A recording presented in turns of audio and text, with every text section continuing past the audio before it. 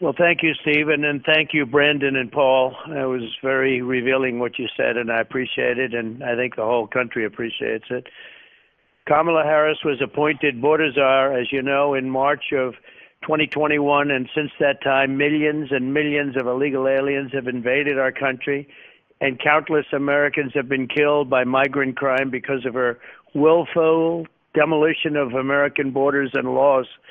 Working together with crooked Joe Biden, Kamala Harris supported a radical left policy of nationwide catch and release, halting all deportations, ending Remain in Mexico, so important, shredding my Safe Third agreement, stopping the wall construction. We built hundreds of miles of wall. We had a little bit left to go, and we were going to add another 200 miles in addition, and it was going to be finished in less than 3 weeks, and they didn't want to build it. That's when I first figured that they actually want open borders. Nobody could believe it. And also taking 93 executive actions to throw open our borders to the entire world. And they took these executive actions. Nobody could believe it. As a result of her dangerously extreme immigration policies, the largest invasion in history is now taking place at our southern border, and it's getting worse, not better. They gave it a Band-Aid a few weeks ago, but the Band-Aid has not been working at all. It's made it worse. Last month, it was reported that more than 50 radical Islamic terrorists are loose in the United States after being let go through the open border, right through our open border, and Kamala and Joe Biden have no idea where they are, who they are, or anything about them. I don't think they even care. In her entire time as vice president and border czar, Kamala has reportedly never spoken to the chief of the Border Patrol. You can ask the two gentlemen right now. Probably she's never spoken to him. She visited the border only a single time, far away from the epicenter of the invasion. You don't even call it a visit. She went to a place that has no problem and was there for a very short period of time. So essentially, she never visited the border as we know it. As a senator, Kamala Harris endorsed the radical left crusade to dismantle ICE. And ISIS, these are incredible patriots. These are brave, brave people. Very few people could do a job like that, and she wanted it dismantled. She compared our patriotic ICE agents to members of the KKK. She suggested they were members of the KKK. She supports the total decriminalization of illegal border crossings and making illegal immigration the equivalent of a parking ticket. She raised her hand in favor of giving free taxpayer-funded health care to illegal aliens, but not to our soldiers and our people that have served our country so brilliantly, so valiantly, who are living on the streets. She supports mass amnesty and citizenship for all illegal aliens. She wants everybody to get amnesty, 100%, even if they're criminals, which will obliterate Medicare and Social Security for American seniors. That will be the end of Social Security and Medicare.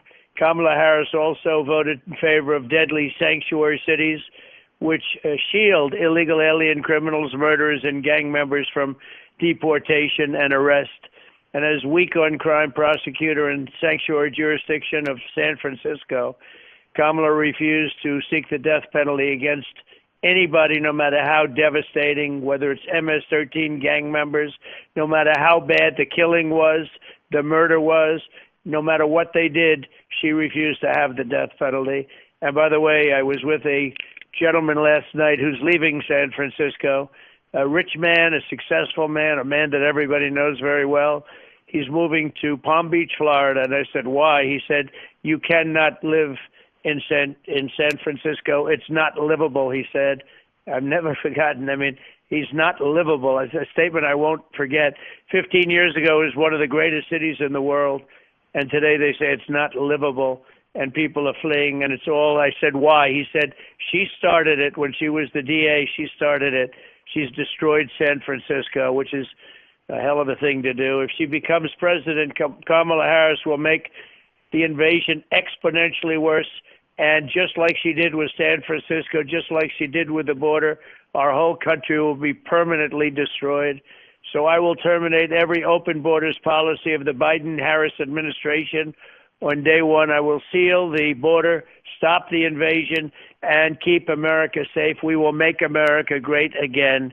Thank you all very much. And Stephen, if they want to take some questions, that's fine with me. Yes, sir. Thank you, Mr. President. We'll now open the call for questions. We ask that all questions pertain to today's discussion. There'll now be a brief pause to submit your question. Please hold. And as a reminder, that is star one if you would like to ask a question, and you remove yourself from the queue by pressing star two. Again, that is star one to ask a question. And our first question will come from Bill Melugin with Fox News. Please go ahead. Mr. President, thank you for your time. If Kamala Harris does end up Bill being the Democratic Mulligan. Yes, sir.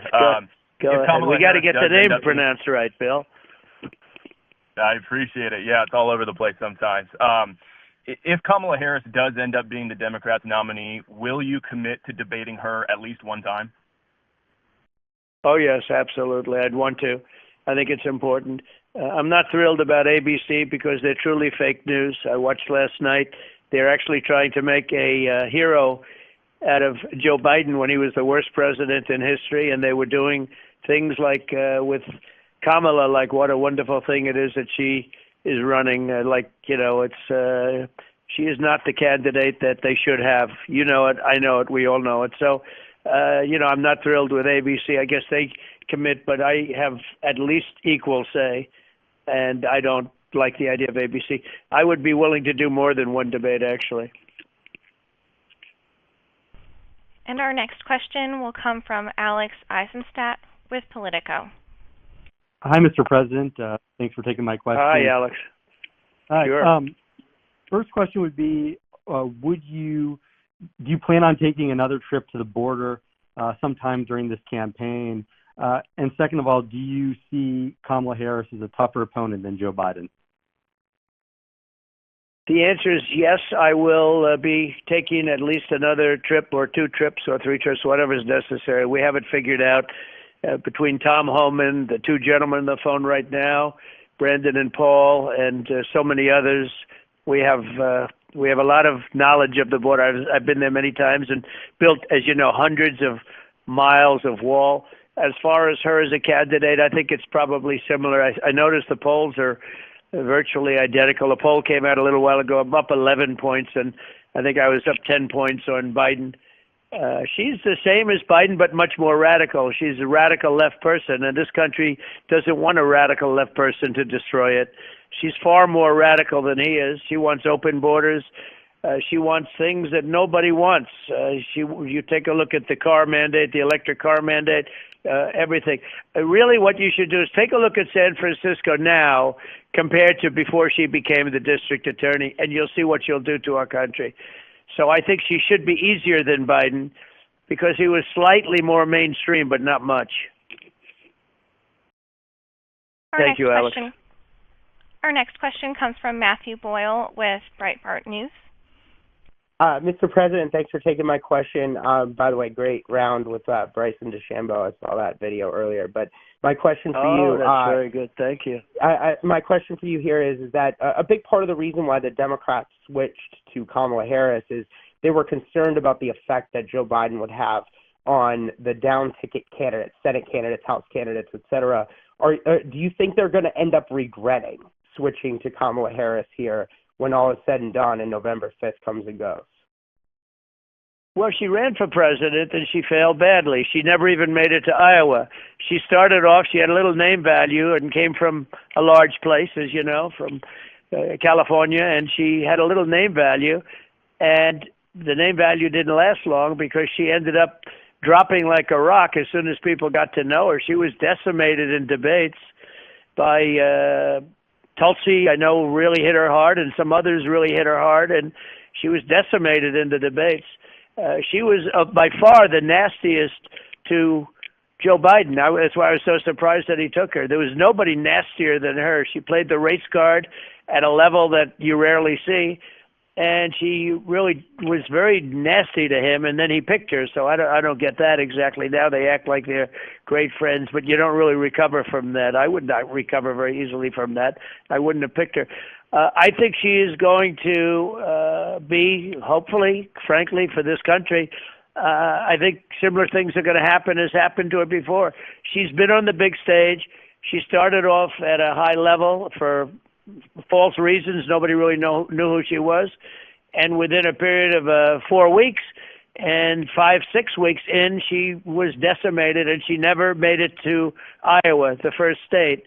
Never even came close to me. She went down to practically zero. So if she campaigns that way now, and this is only going to be tougher, although she does have a lot of support from the fake news, there's no question about that. But if she campaigns the way she campaigned then, I suspect she won't be too tough. Thank you. And as a reminder, that is star one if you would like to ask a question. Our next question will come from Henry Rogers with Daily Caller. Please go ahead. Hey, Mr. President. Thank you for doing this. I always appreciate it. Hi, Henry. I wanted to touch off of what Bill said. How important is this debate with Kamala Harris to you? I mean, if you had to do it with ABC, would you do it, or is it a done deal with ABC? Well, I haven't agreed to anything. I agreed to a debate with Joe Biden, but I want to debate her, and she'll be no different because they have the same policies. I think debating's important for a presidential race. I really do. I think that you have to you sort of have an obligation to debate. If you're the candidate of the Republican Party, it is a two-party system. I mean, there's no such thing as three-party in the system. It's just a two-party system, plain and simple, and it was designed that way, and that's the way it is. And I think if you're the Democrat nominee or the Republican nominee, you really have an obligation to debate. So I think it's very important. And our next question will come from Alex Leary with Wall Street Journal. Thank you, Mr. Trump. You've talked a lot about mass deportations. How do you plan to arrest millions Yes. of people with just 4,000 ICE officers to do those arrests? And secondly, you've made your vice presidential pick, but now that you know Kamala Harris is going to be your opponent, would you have possibly gone in a different direction had you known that? No, I do the same pick. He's doing really well. He's really caught on. And as to your first question, I'd be using local police. Would use the local police. They know everything about the criminals, and you'd certainly start with the heavy-set criminals. Look, we have we have murderers being dropped in. We have drug lords being dropped in. Our local police have to be allowed to do their job. They want to do their job. They're strong. They're smart. They love our country, and they'll do a great job. They know their middle name. They know everything about them.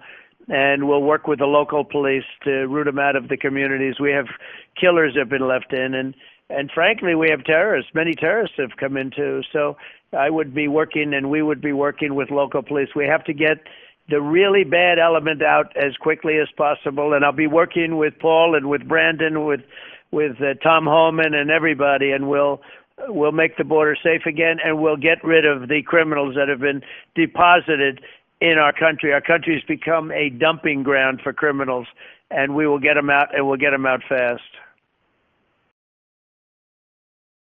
And our next question will come from Diana Glebova with New York Post. Please go ahead. Hi, Mr. President. Hi, Thank you so Diane. much. Hi. Thank you. Do you think that President Biden made the decision to drop himself on Sunday, or who do you think was responsible? Do you think Obama had any part? Well, Obama can't stand him, and he can't stand Obama. Obama had a part because he said he wasn't going to support him. Nancy Pelosi dumped him. They all dumped him, and they said either you get out nice or we're going to go after you, and that's what happened. And he had no choice. There's no question about it. And as you know, I have plenty of friends on the other side too, and he had no choice. Look, he's been a horrible president. He's the worst president we've ever had. This call is about him because he allowed our borders to be open. We had among the best times we've ever had on the border. I took over a bad situation with the border, but it was nothing compared to what it became under Biden, and I was able to fix it. And we built the walls, and we did the Remain in Mexico, all the different things, and we made it very good. And then I made it really good toward the end. In fact, the famous chart, which I love that chart. The reason I looked to the right during the rally on Saturday, as you know, was to talk about that chart, and that's a very important chart to me for a lot of reasons. But that chart shows that we had our lowest number ever in my last week, and that was done by Border Patrol. In my last week in office, we had the lowest number of illegals coming into our country ever. So it's one of those very sad things. They told him to get out. You're not going to win. I was really beating him badly in the polls. I think it really started with the debate. The debate was really his ending. He was not good at the debate, and I think I was good. Some people say I was very good, but whether I was or not, he was not good. And I think that was the end of Biden, frankly. And I think the politicians, you could call them elites in the party, or you could call them the non-elites, because I think they're generally non-elite. But the people in the party said, you get out. They gave him a chance, and they said, if you don't get out now, we're going to go after you. And that was it. He got out.